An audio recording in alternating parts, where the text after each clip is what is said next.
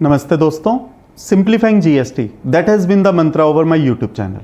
दोस्तों, आज जिस केस लॉ की मैं आपके साथ बात करने वाला हूं वो उस केस लॉ का नाम है additional commissioner grade 2 appeal versus स्लीवको ट्रेडर्स। केस लॉ का नाम मैं दोबारा आपके साथ शेयर करता हूं, additional commissioner grade 2 appeal versus स्लीवको ट्रेडर्स, और जजमेंट डिलीवर की गई है सुप्रीम कोर्ट के द्वारा और केस काफ़ी लेटेस्ट है, 5 जुलाई 2023 का।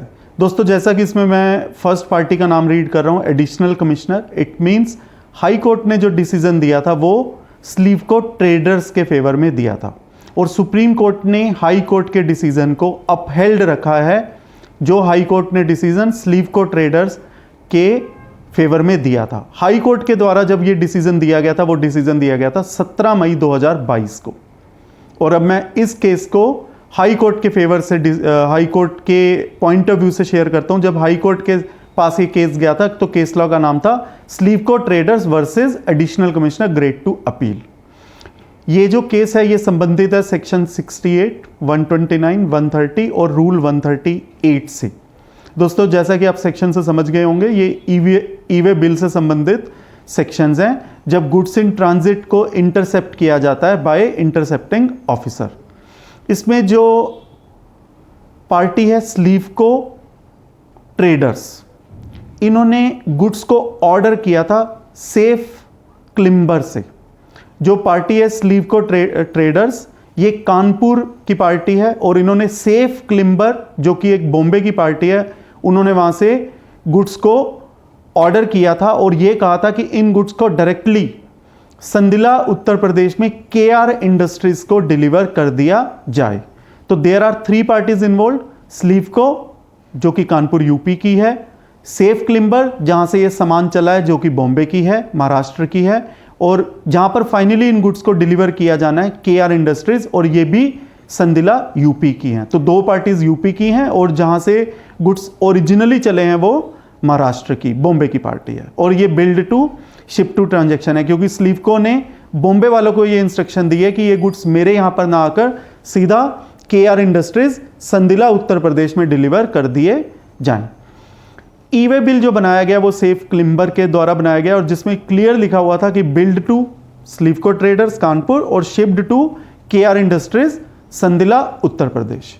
और टैक्स इनवाइस पर भी ऐसा ही दिखाया था, और जो ट्रांसपोर्टर की बिल्टी होती है उस पर भी इन्हीं फैक्ट्स को प्रेजेंट किया गया था। और ये जो ईवे बिल है ये वैलिड था 15 फरवरी 2020 तक।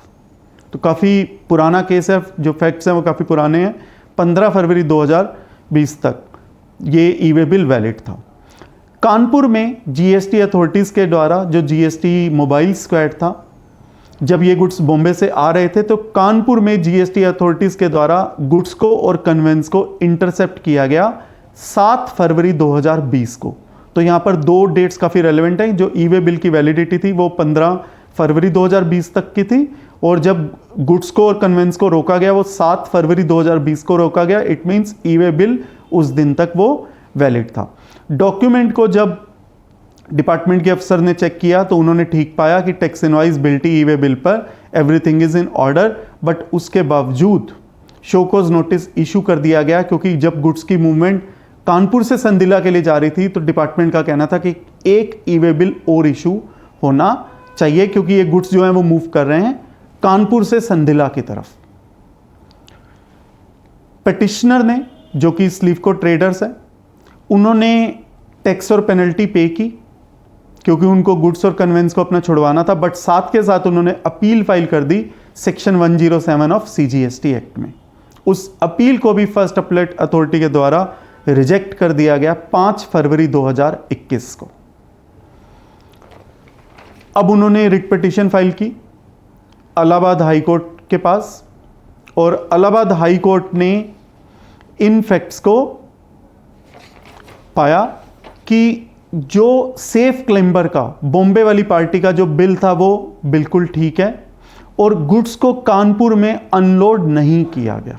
इट मीन्स अगर गुड्स बॉम्बे से चले हैं तो वो कानपुर पर उनको अनलोडिंग नहीं की गई, वो डायरेक्टली संदिला ही जा रहे थे। कानपुर जाने का लॉजिक सिर्फ ये था कि जो कानपुर वाली पार्टी है स्लीवको ट्रेडर्स, उन्होंने भी एक अपना बिल बनाकर दिया था केआर इंडस्ट्रीज के नाम।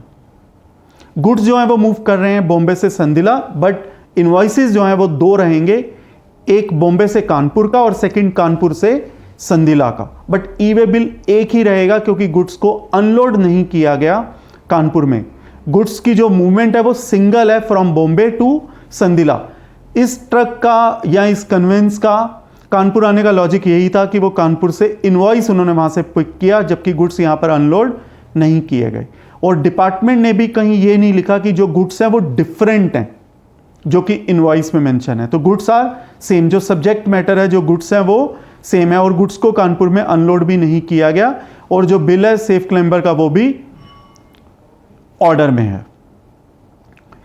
और जो ई वे बिल है वो वैलिड भी था, क्योंकि जो ई वे बिल की वैलिडिटी वो 15 फरवरी 2020 तक की थी, और जब गुड्स को रोका गया वो 7 फरवरी 2020 को रोका गया। हाई कोर्ट ने यह कहा कि सिंगल ई वे बिल काफी है। ऑफ कोर्स जब मूवमेंट ऑफ गुड्स सिंगल हो रही है तो एक सिंगल ई वे बिल ही चाहिए, और डिपार्टमेंट ने भी कहीं ऐसा नहीं किया कि इन गुड्स को कानपुर में अनलोड किया गया।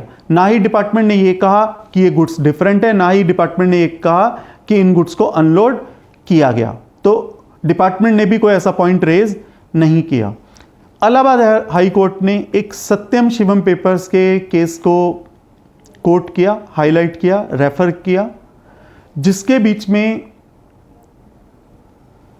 जब गुड्स जा रहे थे और एक प्रॉपर ऑफिसर ने रोका था, तो वो डिपार्टमेंट में गुड्स लेकर जाने के बजाय अपने रिलेटिव के घर उस कन्वेंस को ले गया था। और यदि आप उस केस को रेफर कर सकते हो तो उस केस में हाई कोर्ट ने 10,000 रुपये की कॉस्ट लगाई थी डिपार्टमेंट पर, और डिपार्टमेंट हाई कोर्ट के फैसले के अगेंस्ट सुप्रीम कोर्ट चला गया था, और सुप्रीम कोर्ट ने 59,000 की एडिशनल कॉस्ट लगा दी थी। और टोटल कॉस्ट जो 10,000 थी initially levied by High Court of that judgment of Satyam Shivam papers, Supreme Court ने उस कॉस्ट को 10,000 से बढ़ाकर 69,000 कर दिया था। इलाहाबाद हाई कोर्ट ने, जो कि ये प्रेजेंट केस है जिसको मैं डिस्कस कर रहा हूं, उस केस को रेफर किया, और इलाहाबाद हाई कोर्ट ने इस केस में डिपार्टमेंट के ऊपर 5,000 रुपीज़ की कॉस्ट भी लगाई थी। और इस केस में डिपार्टमेंट जब सुप्रीम कोर्ट गया, और जो सुप्रीम कोर्ट ने डिसीजन दिया 5 जुलाई 2023 को, वो हाई कोर्ट के ऑर्डर को अपहेल्ड किया, पर सुप्रीम कोर्ट ने कोई फर्दर कॉस्ट नहीं लगाई, जैसा कि सत्यम शिवम पेपर्स के केस में लगी। दोस्तों, इस केस लॉ से जो मैसेज जो हमारे लिए जनरेट होता है वो यही होता है कि जो मूवमेंट ऑफ गुड्स और ई वे बिल का आपस में कनेक्शन है, उसका नंबर ऑफ इनवॉइसेस के साथ कोई कनेक्शन नहीं है। इस केस में नंबर ऑफ इनवॉइसेस 2 थे, क्योंकि 2 ट्रांजेक्शन हो रही थी, एक सेफ क्लेम्बर की स्लीव कोट ट्रेडर्स से और सेकंड स्लीव कोट ट्रेडर्स की KR इंडस्ट्रीज से। तो there were 2 invoices involve, but जो गुड्स की मूवमेंट है वो सिंगल थी, और e way bill goods movement of goods से संबंधित है, ना कि नंबर ऑफ इनवॉइसेस से संबंधित है। पर साथ के साथ एक दुख की बात यह भी है कि गुड्स को रोका गया 2020 में, और उसको अपने गुड्स और कन्वेंस को छुड़ाना पड़ा वहां पर टैक्स और पेनल्टी देकर। तो एक रजिस्टर्ड पर्सन की वर्किंग कैपिटल ब्लॉक हो जाती है ऐसे अजीब से एक्शंस जो कि मोबाइल स्क्वाड के द्वारा लिए जाते हैं, जो कि GST कैसे वर्क कर रहा है, it is very difficult to understand the same. But ऐसे अजीब से कारणों की वजह से एक व्यक्ति की वर्किंग कैपिटल इन्वॉल्व हो जाती है, और जो जिस पैसे से वो और बिजनेस कर सकता है वो पैसा उसका डिपार्टमेंट के पास ब्लॉक हो जाता है, जिसको छुड़वाने के लिए उसको फर्स्ट अपीलेट अथॉरिटी, फिर हाई कोर्ट, ऐसी जगह का सहारा लेना पड़ता है, और जहां पर भी उसकी कॉस्ट काफ़ी इन्वॉल्व रहती है। तो ये तो काफ़ी खैर पेनफुल बात है जो कि ये मोबाइल स्क्वाड वगैरह करते हैं, क्योंकि हर व्यक्ति तो हाई कोर्ट भी मूव नहीं कर सकता। खैर, मैसेज पे अगेन मैं वापस आऊँ तो जितनी मूवमेंट ऑफ गुड्स हो रही है उतने ई वे बिल चाहिए। This is the message of this video. दोस्तों, मैं उम्मीद करता हूँ ये केस लॉ आपके बिजनेस एंडेवर्स के लिए और आपके प्रोफेशनल एंडेवर्स के लिए काफ़ी यूजफुल साबित होगा। धन्यवाद।